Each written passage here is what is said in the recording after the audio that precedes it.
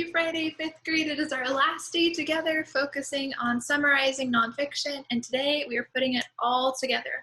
We are going to start by reading our article, working through the graphic organizer to find the 5 W's and 1 H, make a timeline, and then we'll use both of those pre-writing strategies to make our summary into a paragraph. Our goal for the day is to be able to write a summary including supporting details. Today you are also going to get to choose the article that you'd like to work with for your own practice, and the theme for all the articles today is current events. They're all things that have happened in the last week or so. So to get started, I want to review our summary guidelines. When we're reading, we want to think about our purpose, and our purpose for writing a summary is to be able to tell someone else the general overview, the gist of what we have just read, so that they don't have to read it, or if they couldn't. And then our ultimate goal is to be able to put our summaries into a nice paragraph and read it aloud for Flipgrid. And then the nice thing about it too, I hope some of you realized this yesterday, was that when you look through the Flipgrid, you can look at other student summaries about the articles, find the ones that were the same article that you did, and then compare, kind of check each other.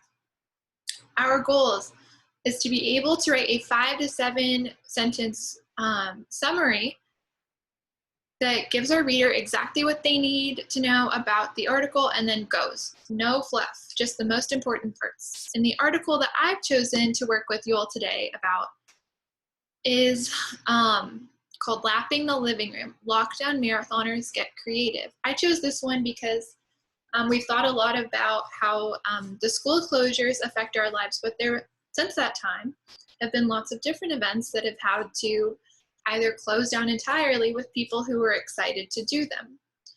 A marathon is a type of race that has many people sign up to do it, and it is a 26.2 mile race. So if you're really good at running marathons, those people usually run, I think, less than 2 hours, the whole thing. Whereas some people will take closer to like 3 or 4 hours to run the whole thing. So let's dive in. As a marathon runner, Wojciech Mocznik has faced many interesting challenges. He zigzagged up mountain peaks. He has Oh, 5th grade. Oh, 5th grade.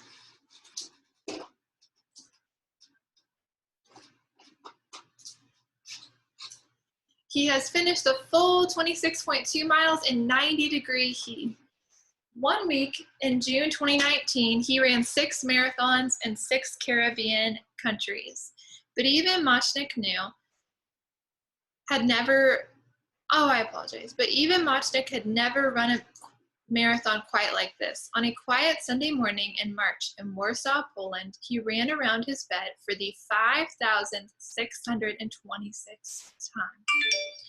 We're in a crazy moment in time, he notes, so I thought, why not? Around the world, government restrictions to fight the novel coronavirus have changed the way we exercise. For many, that's meant brushing off dusty home gym equipment or watching streaming video of fitness coaches from their living rooms. But for a dedicated few, it has given rise to a new kind of challenge to run ever longer distances in even smaller spaces. In China in February, an ultra-marathon runner named Han Sansu set the tone. Ultramarathoners are any marathon longer than the typical 26.2 miles. Shansu ran 31 miles through his small apartment. He slurped noodles on the way. In March, in the south of France, restaurant manager Alicia Nochemovitz had temporarily lost his job. He ran the length of his 23-foot balcony 6,000 times to compete in his own self-isolation marathon. A week later, he did it again. This is literally a way to keep moving through this crisis, said Rosla Euro. She is a Filipino hospital administrator in Doha, Qatar. It is a country on the Arabian Peninsula. She recently ran a marathon from her kitchen, down her hallway, out the door, to the elevator and back, 1,400 times. Restrictions are like an extreme dare. At-home marathons come with their own set of challenges, namely extreme boredom. But their adherents also see unusual upsides, no race day jitters, and smooth as butter logistics. For runners like these, then, lockdown restrictions are less of a limitation than a kind of extreme dare. Isn't that what life is about? Finding different challenges and conquering them, says Shahida Thunko. She is a South African ultramarathoner who has been running 10-kilometer loops around her postage stamp backyard in Soweto, near Johannesburg. She ducks under her washing line on every loop. We run marathons, we run ultras, but maybe it's only by running in tiny circles that we can really test our minds and find our breaking point. In mid-March, Thunga was at the peak of her training for the Comrades, the world's largest ultramarathon, which is run in South Africa each June. She was taking on weekly marathons like they were casual jogs. And then the world around her started to shrink. As South Africa's coronavirus cases ticked upward, the president called for restrictions on how many people could gather in one place. Races were canceled, gyms closed their doors. On March 23rd, South Africa announced a 21-day lockdown, no leaving home for anything except food or medicine. Stuart Mann saw this time as an opportunity to try something completely different. He lives in the city of Johannesburg and has run over 240 marathons and ultramarathons, an Ironman Triathlon at home. He examined his options. There was an exercise bike gathering dust in his garage. Sure, he hadn't swum for exercise in 15 years, but he had a pool in his backyard, and his driveway was pretty long. Why not try an Ironman Triathlon? The Ironman Triathlon consists of a 2.4-mile swim, a 112-mile bike ride, and a marathon 26.2-mile run, raced in that order. By doing it, he could get out his lockdown jitters and raise money for a favorite education charity. So, on a Saturday this spring, that's what he did. As cold rain poured down, he swam 2.4 miles across his 36-foot-long pool. When he finished, he had a cup of tea and headed for the bike on his porch. For the next 5.5 hours, he chatted with friends online and read his 8-year-old daughter a chapter of Harry Potter as his feet spun through the miles, 112 of them to be exact. Then it was time for his driveway marathon. It was full of constant sharp turns that pounded his knees.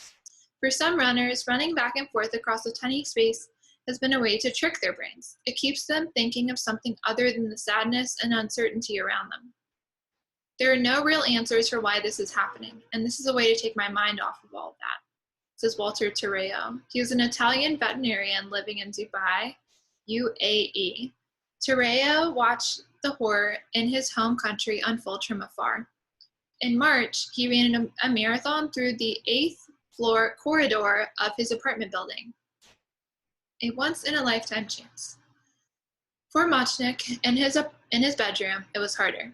He made only a few loops before the room began to spin, but he was determined to finish. For 2 years, Mochnik has been on a mission to run 100 marathons in 100 countries in a world record time. A week and a half before, he'd finished marathon number 97. When he arrived back in Poland, he was put into 14-day quarantine, stuck in a small rented room. There, he watched as the dates for marathons 98 and 99 passed by, canceled. Finally, March 29 arrived, the day he was meant to run Marathon 100. I wanted something to celebrate, he says, and that something he decided would be 5,000 spins around a queen-size bed. This is probably my one chance in my life to do this, he says. You either say yes or you say no, and I said yes. First, I want you to think about if you like this article, and if you did, what did you like? I read through all the articles that I set for you all for practice today, and I like this one the best. because I think it must have taken a lot of work for the marathoners to practice. And instead of just assuming that it would be for nothing, because we're having to stay in our homes to be safe during this time, these people got creative.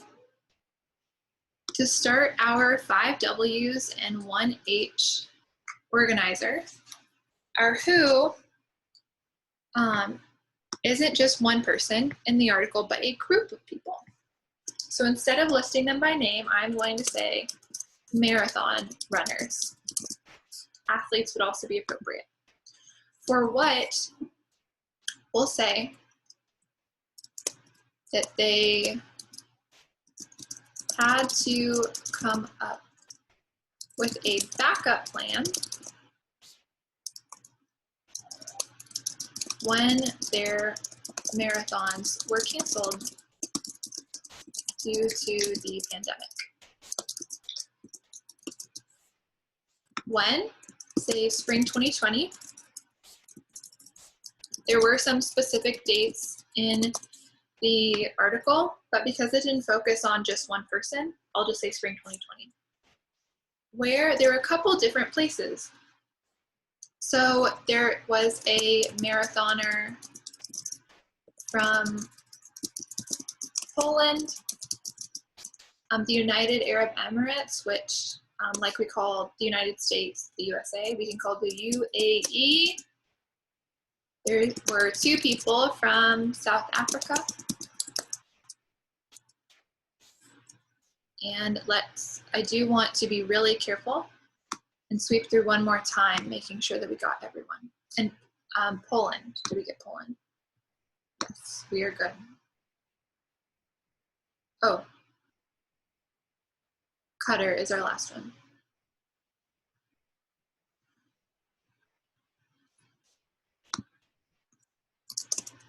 Although I'm sure there are people everywhere that are facing this issue who are training for marathons and big events like this. Why? Because their marathons and events were canceled.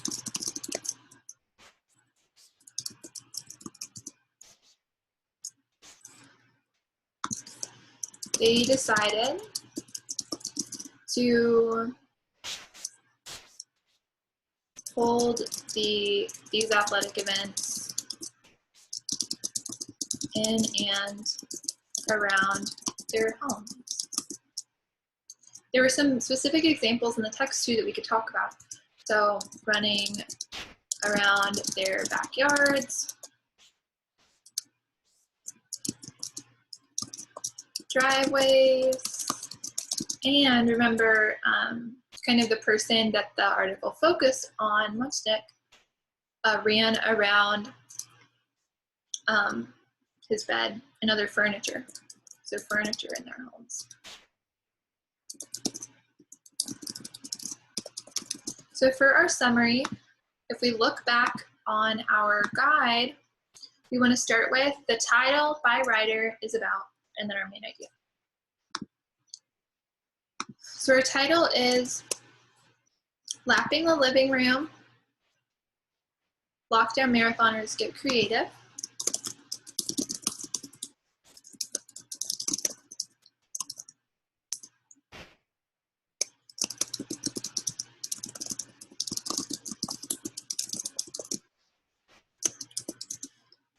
And this article is one that isn't by a specific person, but by a whole journal. So I will say from UCLA. Is about people who were training for marathons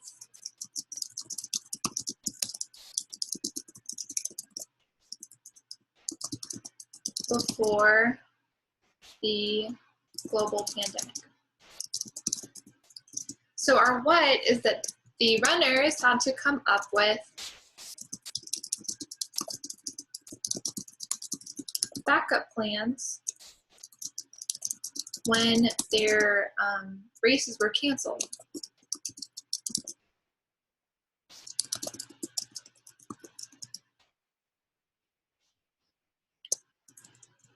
during the spring of 2020. So we can hit a couple of these parts in one.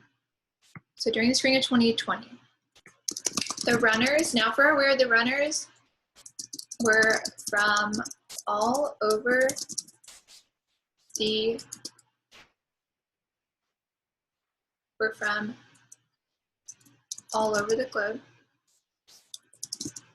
globe, including Poland, which is in Europe, the United Arab Emirates, South Africa,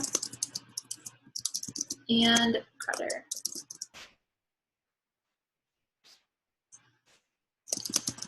They chose to run the marathons in their homes and backyards because they were determined.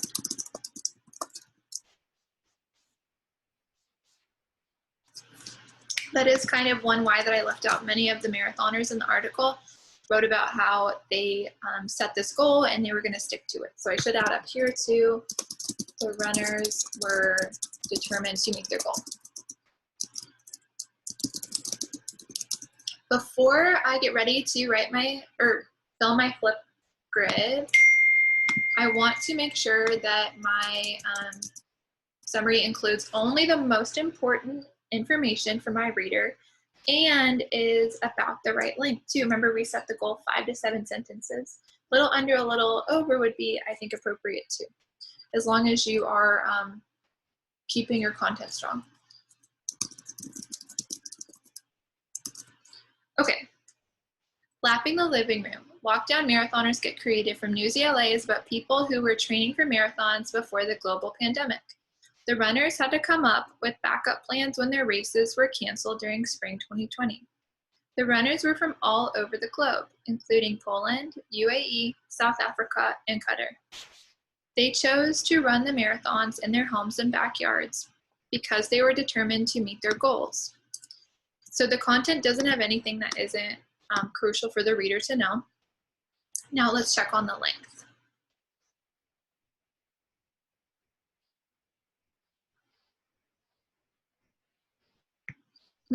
This looks like 4.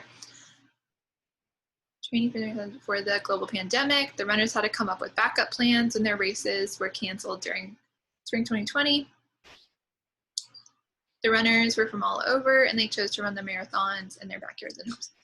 That's our 5. That's all you need. Now I'm going to record mine for Flipgrid, put it up for you all to see. I do want to, before we move on, go over if your article of choice, and these are the options, is in sequential format or either has a lot of dates that are important to the message of your text, that you'll want to make a timeline before starting to write. And of course, it's going to look like this. You're going to go from start to finish, and you are going to map out the order of things and then put that after your 5 W's and 1 H in your summary. So your options for your final practice for this skill are about social distancing advice from NASA, so astronauts who have basically had to social distance while in spacecrafts on their own for hundreds of days at a time. You could choose the article about how pets are sources of comfort during crisis times, or you could choose an article about a kid about your age who had their birthday during the quarantine, and many people from all around the world ended up celebrating his birthday too. I hope that you all are feeling confident about this skill, and I hope that you feel ready to try this practice on your own. During your practice, you're going to carry out all the steps today, just like I did. You'll read, make your graphic organizer, make your timeline if you need to, and then write your summary and share it. So today is your big finish. I hope that you all have a great weekend and a great rest of your springtime. Thank you for sharing this week with me.